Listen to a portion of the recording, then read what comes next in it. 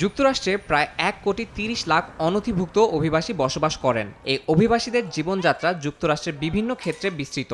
কৃষি, নির্মাণ শিল্প থেকে শুরু করে বিভিন্ন সেক্টরে কাজ করে তারা দেশের অর্থনীতিতে গুরুত্বপূর্ণ ভূমিকা রাখেন। তবে ডোনাল্ড ট্রাম্পের নতুন প্রশাসনের কঠোর অভিবাসন নীতি তাদের উপর চাপ সৃষ্টি করছে।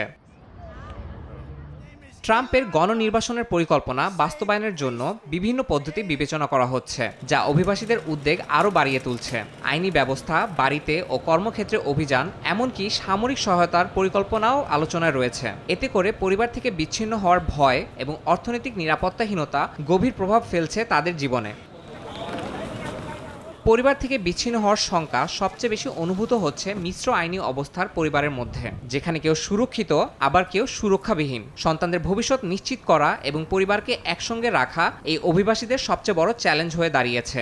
বিশেষ করে যেসব পরিবারের শিশু যুক্তরাষ্ট্রে জন্মগ্রহণ করেছে তাদের জন্য পরিস্থিতি আরও জটিল হতে পারে। কঠোর নীতির মাঝেও অভিবাসন বিশেষজ্ঞরা আশা করছেন মানবাধিকার সংগঠনগুলো অভিবাসীদের পাশে দাঁড়াবে। এর পাশাপাশি অভিবাসীদের অবদানের স্বীকৃতি দিয়ে তাদের সুরক্ষার জন্য নতুন আলোচনার সম্ভাবনাও তৈরি হতে পারে।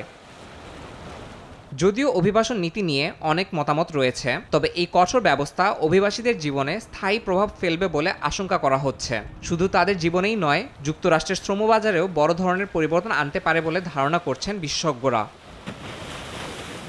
ইয়াসিন মোহাম্মদ জিসান, সময় সংবাদ।